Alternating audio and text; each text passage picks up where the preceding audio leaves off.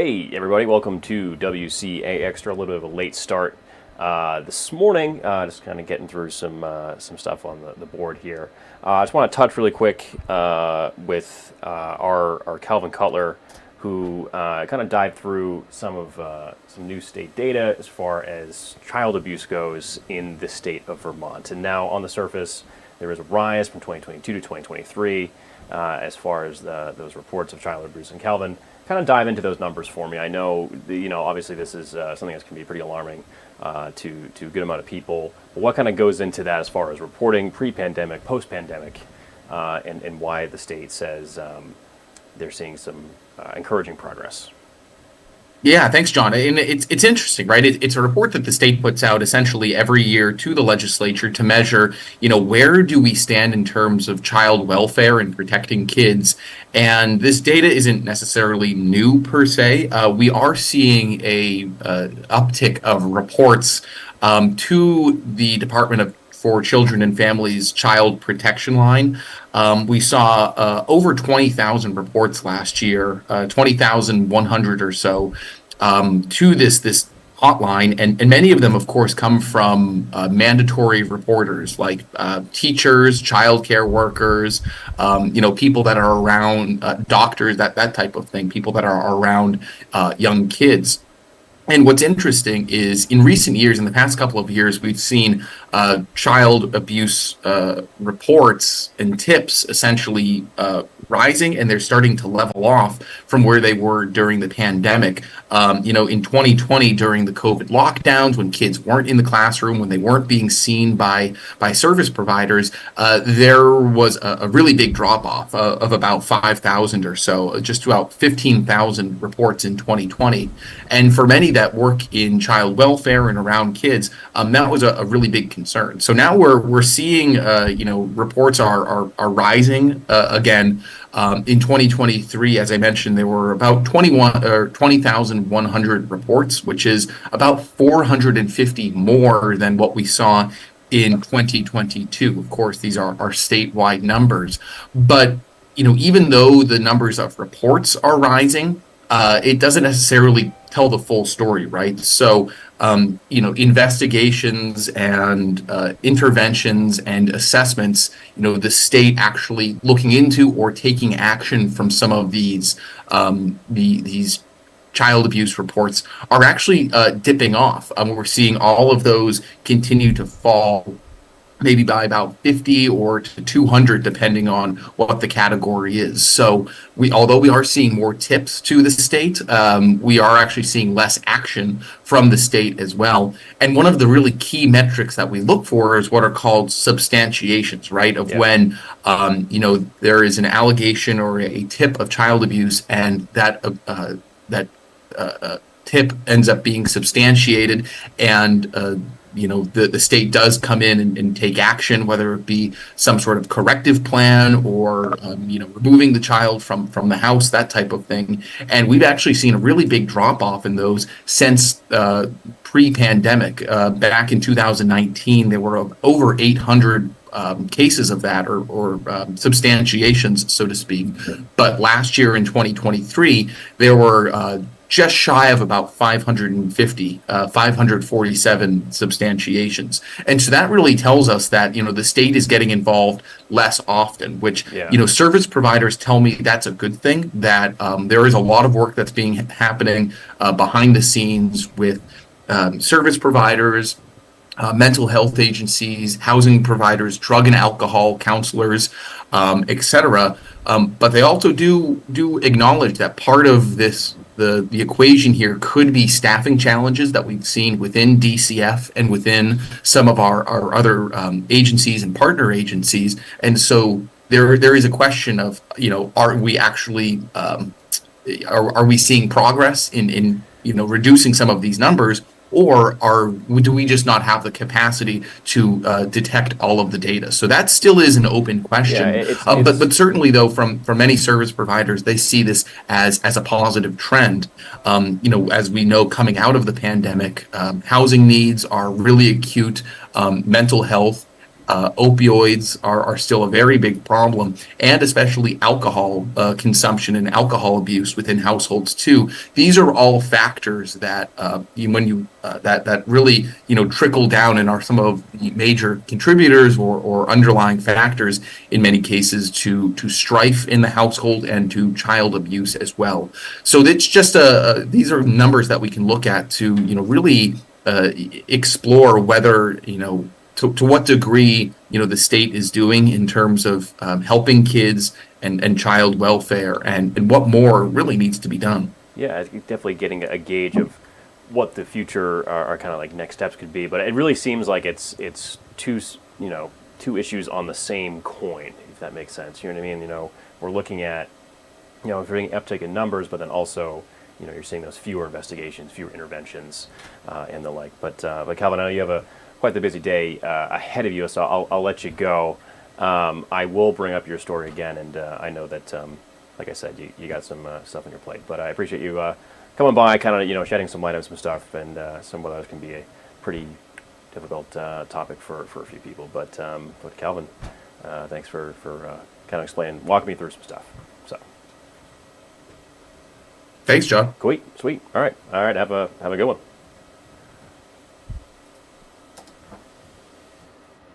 That was our Calvin Cutler talking about the state report on child abuse. Again, we'll pull up his story in just a second here. But you can read more about that too on our website, WCAX.com. And again, we'll pull his up in just a second. This week we're doing quite a bit of coverage on flooding anniversary and the like. And if I can get this computer to cooperate with me, we can see his coverage from this morning. We'll pull that up in just a sec.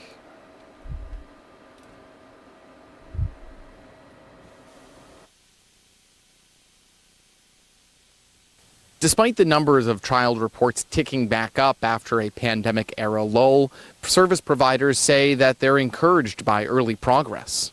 According to state data, there were more than 20,000 reports to the Child Protection Hotline last year. That's an increase of over 450 from 2022. Overall, reports are returning to pre-pandemic levels after mandatory reporters like teachers didn't see children during COVID lockdowns. But 2023 data shows fewer investigations, assessments, and interventions taken by the state as a result of the reporting. It's a mixed bag, and sorting it out and making things work for families is really the highest priority because children don't get a chance at a second childhood. Linda Johnson with Prevent Child Abuse Vermont says the data shows efforts to prevent child abuse and neglect are working. But she adds child abuse stems from issues at home, like mental health, substance use, poverty, and more.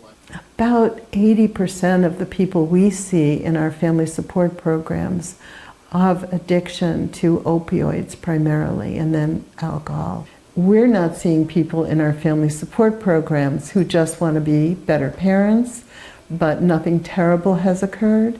We're seeing people after terrible things have occurred, and that is almost exclusively. She also says staffing challenges and a shortage of foster parents could mean a smaller capacity for officials to get involved. The Department for Children and Families wasn't available to comment on the data. But in the report, Commissioner Chris Winters and Deputy Commissioner Erica Radke write the state is working to increase staffing, as well as residential options and prevention. Adding, we are working hard to create a workplace worthy of our staff and support and services worthy of the children and youth in DCF care and custody. At the same time, the state is also working on what they call the Family First model, money to fuel DCF partnerships and work groups to keep kids from entering DCF custody. At the same time, the state of Vermont is also creating what's known as the Green Mountain Youth Campus, a 14-bed treatment facility in Vergennes. Reporting in Waterbury, Calvin Cutler, Channel 3 News. Again, that was our Calvin Cutler talking about some of the state data on child abuse there. You can see that full story on WCAX.com. Again, is our tough topic there. But shifting gears here a little bit to the weather this week. Taking a look around the state right now. Burlington, Newport, Rutland, and Linden. Peter, hot day out today. Yes, that is the big topic for today. Once again, is that heat, kind of similar to what we saw here through the course of the day yesterday. But then, as we head towards tomorrow, the topic of conversation changes to what's left over of Beryl and what impacts that could have here as we head through the course of the day tomorrow, as well as into the day on Thursday. For now, we'll take you out towards Linden real quick. You can see a little bit of sunshine out there right now. Temperature sitting at 71 degrees. Excuse me. Wow. 71 degrees right now. And allergies are I know. acting up a little bit. Allergies. Yeah. Winds out of the south and east between 5 and 10 miles per hour. Elsewhere, we'll also take you out towards Burlington. Already up to 78 again. Winds out of the south between 5 and 10 miles per hour. We're heading back towards the 80s and even the lower 90s here as we head towards this afternoon. So here's where we stand temperature-wise right now. We're generally in the low to mid 70s again, climbing back into the mid and upper 80s and lower 90s here as we head towards this afternoon. Satellite radar scanning things dry across the region. A few clouds mixing in here and there. We're generally going to call it a mixture of sunshine and clouds here as we head through the course of the day today. Want to zoom out though off to the south and west. Down towards Arkansas, into Missouri, as well as Illinois.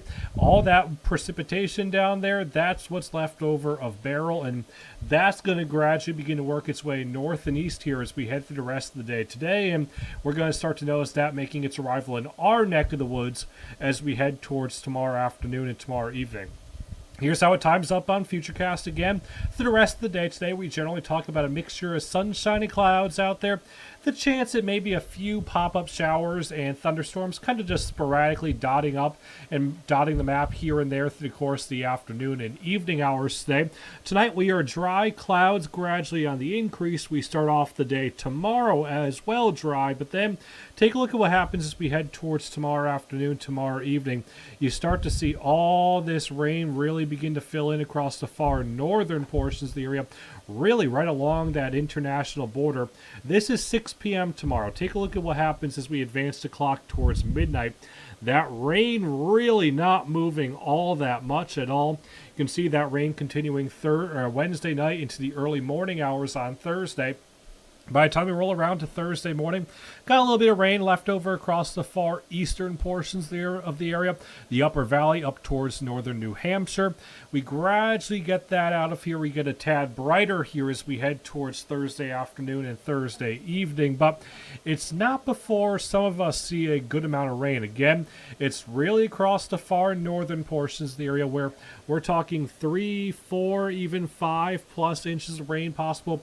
There is still the possibility this axis of heavy rain that we see right now across the far northern portions of the area, that could wiggle a little bit further north or wiggle its way a little bit further south. Something nonetheless that we want to keep an eye on here as we head through, say, the next 24 to 36 hours. So here's how we sum it up. Again, the bulk of the rain Wednesday through Thursday, it really peaks Wednesday afternoon through Wednesday night. We have all that rain possible. Flash flooding is definitely a possibility. Remember, those rivers will even continue to rise here as we head through the course of the day on Thursday. Looks like the heaviest of that rain going to be across the far northern portions of our area right now. We're generally going to call a widespread 1 to 3 inches, but locally upwards of even 5+ inches of rain possible. So that is why we're concerned about possible flash flooding here as we head through the course of the day tomorrow. Before we get there, though, for the rest of the day today, we're talking partly sunny skies overhead. Chances of a few of those afternoon showers and thunderstorms bubbling up here as we head towards this afternoon, this evening. Tonight, overnight lows, they'll fall back into the 60s and 70s, partly cloudy skies overhead. Heading into your day tomorrow, it's really tomorrow afternoon that we start to see some of those showers and tropical downpours begin to set up, especially the further north you look here through the day tomorrow. Now look at that 7-day forecast again. We gradually dry things out, clear things out as we head towards the day on Thursday. Maybe a few leftover showers Friday. At this point, the weekend forecast not looking too bad. Maybe a stray shower or two on Sunday, but take a look at where the temperatures go. back to the mid and upper 80s, and yeah, the lower 90s here as we head towards the weekend. So today, it's the heat.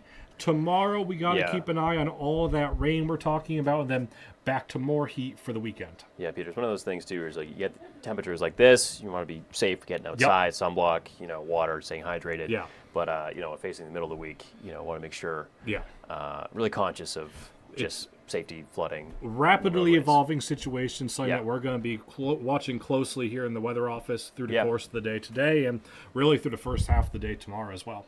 Yeah, well, like I said, hopefully nothing too crazy. Something to keep an eye on. Yeah, thank you, Peter. Yep. I think it does for us here on WCA Extra. Of course, you can see Peter and I, the noon show, and all of our evening shows and all of our content on WCAX.com. I think with that in mind, we'll let you guys go and get on with your day, and we'll see you at noon.